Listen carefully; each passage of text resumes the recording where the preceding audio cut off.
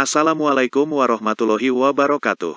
Perkenalkan, saya Andi Sanjaya dari Prodi Pendidikan Teknik Elektro, NIM 19501241039.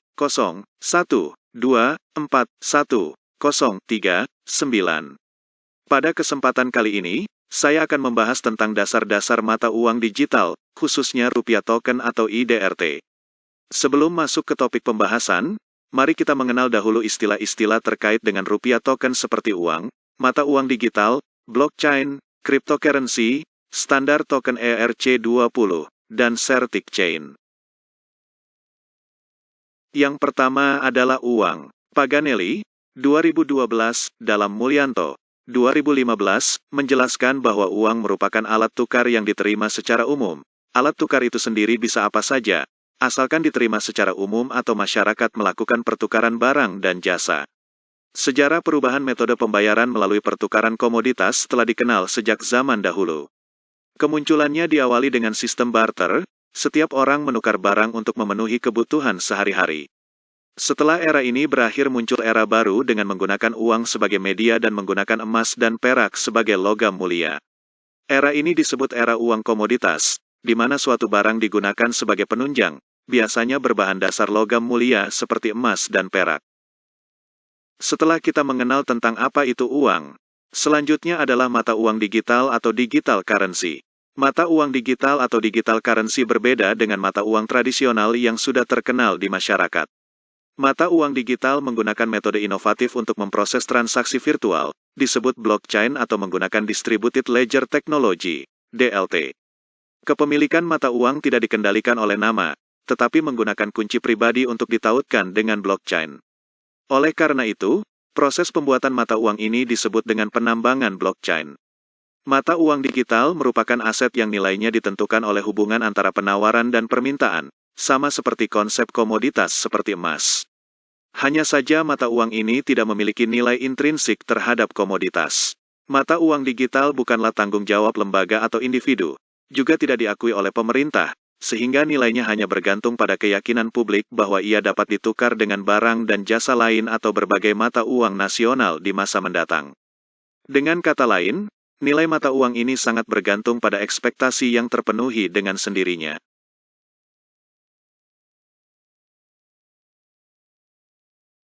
Apa itu blockchain? Carlozo, 2017, menguraikan bahwa blockchain adalah buku besar transaksi ekonomi digital. Ini sepenuhnya terbuka, terus diperbarui oleh banyak pengguna, dan dianggap tidak mungkin untuk dipecahkan oleh banyak orang. Ini adalah daftar record berturut-turut di blok tersebut. Basis data blockchain berisi dua jenis jaringan, transaksi dan blok. Blok ini berisi banyak transaksi. Blok ini waktunya saling ditautkan ke blok sebelumnya. Transaksi tidak dapat diubah secara retrospektif. Blockchain juga dapat diprogram untuk mencatat transaksi secara otomatis. Nilai moneter dari transaksi semacam itu biasanya tidak diukur dalam dolar Amerika Serikat atau mata uang tersentralisasi standar lainnya, tetapi dalam mata uang terenkripsi. Yaitu, mata uang digital yang tidak dikendalikan oleh bank sentral. Pikirkan blockchain sebagai kereta tempat Bitcoin dan cryptocurrency lainnya naik.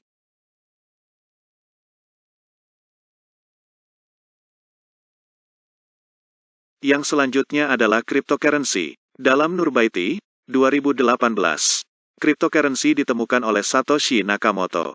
Satoshi merilis perangkat lunak Bitcoin di internet pada Januari tahun 2009, dan menamai cryptocurrency pertama dalam bentuk Bitcoin.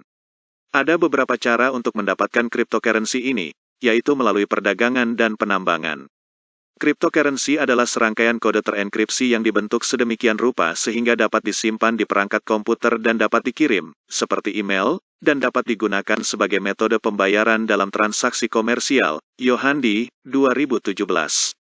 Perdagangan adalah metode jual-beli cryptocurrency melalui aplikasi perdagangan cryptocurrency. Penambangan adalah proses menghabiskan daya komputasi untuk memproses transaksi, melindungi jaringan, dan membuat semua orang di sistem tetap sinkron. Dan untuk transaksi yang telah diselesaikan ini, penambang akan diberi hadiah dalam bentuk Bitcoin. Nurbaiti, 2018. ERC20 Token Standard. ERC20 adalah standar token paling luas untuk aset sepadan, meskipun agak dibatasi oleh kesederhanaannya. ERC20 adalah standar di blockchain Ethereum yang mendefinisikan daftar umum aturan yang harus dimiliki oleh semua token Ethereum melekat. ERC20 ini menyediakan fungsi seperti mentransfer token dari satu akun ke akun lain untuk mendapatkan saldo token saat ini dari akun dan jumlah total token yang tersedia di jaringan. Selain itu, juga memiliki fungsi lain, seperti menyetujui akun pihak ketiga bisa menggunakan sejumlah token di akun tersebut. Meskipun konsep token sederhana, namun memiliki berbagai kompleksitas dalam penerapannya. Karena semua yang ada di Ethereum hanyalah smart contract, dan tidak ada aturan tentang apa yang harus dilakukan smart contract, komunitas telah mengembangkan berbagai standar, disebut EIP atau ERC, untuk mendokumentasikan bagaimana sebuah kontrak dapat beroperasi dengan kontrak lain.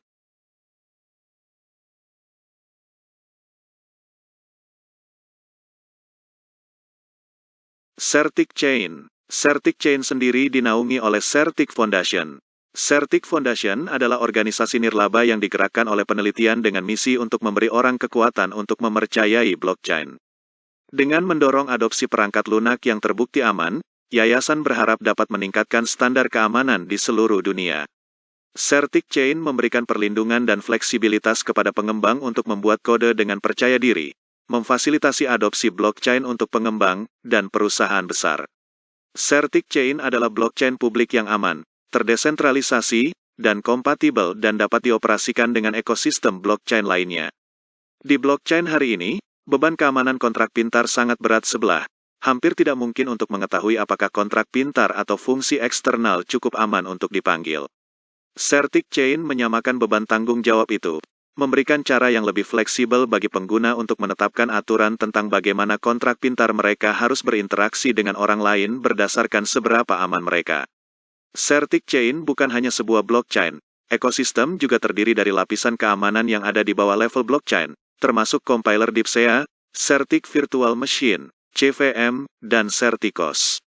Tumpukan teknologi yang mengutamakan keamanan ini menetapkan standar baru dalam blockchain, memberi para pemangku kepentingan perlindungan yang diperlukan untuk bertransaksi satu sama lain dengan lebih aman dan efisien.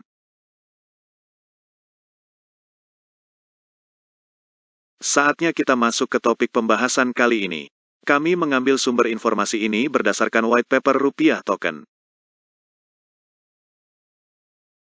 Yang pertama adalah Rupiah Token. Rupiah Token atau IDRT adalah aset kripto pertama yang harganya dimaksudkan untuk meniru nilainya rupiah Indonesia. IDRT diterbitkan oleh PT Rupiah Token Indonesia, mulai berbasis di Indonesia. Sebagai token ERC20, IDRT menggabungkan kecepatan, keamanan, transparansi, dan lainnya karakteristik yang diinginkan dari Ethereum blockchain. PT Rupiah Token dapat bekerja sama dengan pembuat pasar pihak ketiga atau independen pedagang di bursa cryptocurrency untuk membantu memastikan perdagangan IDRT pada nilai yang mendekati rupiah Indonesia. Dapat diperhatikan, berdasarkan data dari situs coinmarketcap.com. Dengan kurs Rp14.152 saat ini, Rupiah Token memiliki jumlah peredaran sebesar $3.072.876 atau setara dengan Rp43.487.341.152. Di pasar cryptocurrency, Rupiah Token stabil pada harga $0,000070 atau setara dengan Rp0,990664. Serta volume perdagangan selama 24 jam sebesar $380.896 atau setara dengan Rp5.390.440.192. Hal ini sesuai dengan yang dijelaskan pada white paper Rupiah Token.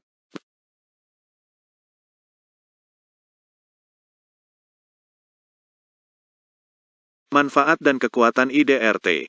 1. IDRT dibangun di atas blockchain Ethereum, yang memberinya keamanan yang melekat dan keabadian transaksi Ethereum. 2. IDRT mengikuti standar token ERC20, yang artinya sangat mudah untuk diintegrasikan dan kompatibel secara inheren dengan banyak aplikasi berbasis Ethereum yang ada. 3. Semua transaksi dijalankan sesuai dengan aturan kontrak pintar, yang mana menghilangkan kesalahan manusia. 4. Keamanan smart contract IDRT telah diaudit dan diverifikasi oleh Certic, auditor kontrak cerdas kelas dunia. IDRT siap untuk dicantumkan untuk semua bursa keliling dunia.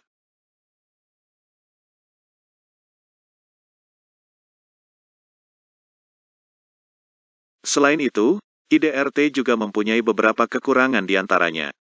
Seperti semua token ERC20, konfirmasi transaksi mengikuti kecepatan Ethereum jaringan, sekitar 1-3 menit. Ini jauh lebih cepat daripada Bitcoin, tetapi masih lebih lambat dari pengalaman pengguna yang ideal. Sebagai bagian dari protokol blockchain Ethereum, semua transaksi di Ethereum jaringan mengharuskan pemrakarsa transaksi untuk membayar biaya gas dalam bentuk Ethereum ETH, aset kripto asli dari blockchain Ethereum. Gas ini tidak mungkin dibayar dalam IDRT atau token ERC20 lainnya. Namun, trade-off ini mungkin suatu hari nanti diselesaikan dengan teknologi rantai samping, sharding, seperti plasma dan Raiden jaringan. Biaya gas yang diperlukan oleh jaringan blockchain Ethereum bervariasi tergantung pada beban kemacetan jaringan. Sebagai perkiraan kasar, biaya transfer tipikal sekitar 0,0005 ETH, yaitu $0,07 atau Rp1.000 pada penulisan saat itu.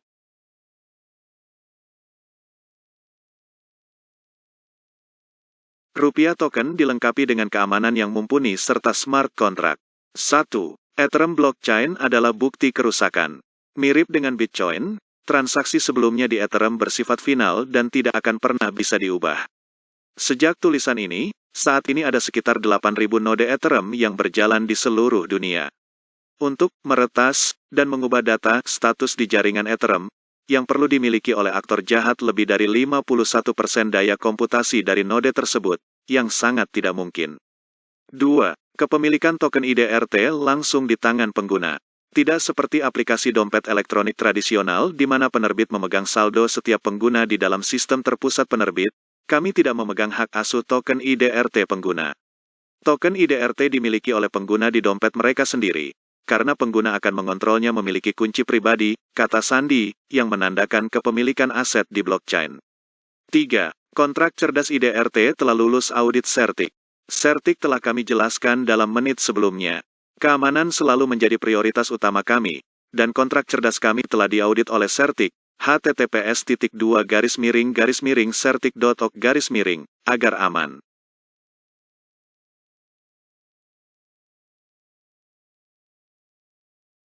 4. Desain multitanda tangan mengurangi satu titik kegagalan. Hal ini dicapai dengan menggunakan desain kontrak pintar multi-signature. Selama penerapan kontrak pintar IDRT ke blockchain Ethereum, kami menetapkan satu alamat sebagai pemilik dan 3 alamat sebagai administrator. Alamat-alamat ini masing-masing dikontrol oleh dompet perangkat keras terpisah. Apa saja operasi kritis membutuhkan setidaknya 2 tanda tangan, sebagai berikut.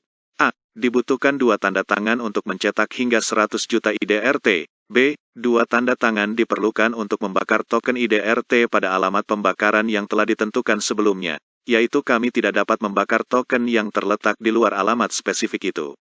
C. 2 dari 3 admin plus tanda tangan pemilik diperlukan untuk mencetak di atas 100 juta rupiah dalam sekali transaksi. Mentransfer pengelolaan token IDRT ERC20. Dan ganti, tambah, atau hapus admin. Yang terakhir, 5. Tanda tangan transaksi terjadi di komputer offline dengan celah udara untuk meningkatkan keamanan operasi IDRT lebih jauh. Semua transaksi yang berinteraksi dengannya kontrak pintar IDRT, seperti pencetakan, pembakaran, dan lain-lain, dilakukan secara offline, memiliki celah udara komputer. Kami kemudian menggunakan perangkat terpisah untuk menyiarkan atau mengirimkan transaksi yang ditandatangani ke blockchain Ethereum. Dengan demikian, komputer digunakan untuk membuat tanda tangan transaksi aman dari serangan eksternal. Komputer air-gap mengacu pada komputer atau jaringan yang tidak terhubung langsung ke internet atau ke komputer lain yang terhubung ke internet. Air-gap umumnya diterapkan di mana sistem atau jaringan memerlukan keamanan ekstra, seperti jaringan militer rahasia, jaringan pembayaran yang memproses transaksi kartu kredit dan debit untuk pengecer, atau sistem kontrol industri yang mengoperasikan infrastruktur penting.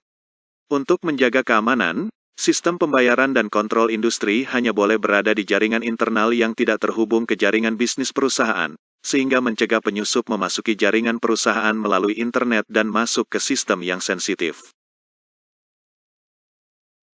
Sekian penjelasan singkat kami tentang rupiah token. Semoga dengan penjelasan singkat tersebut dapat meningkatkan pengetahuan tentang cryptocurrency khususnya rupiah token. Mohon maaf atas kekurangan maupun keterbatasan kami. Wassalamualaikum warahmatullahi wabarakatuh. Terima kasih telah menonton.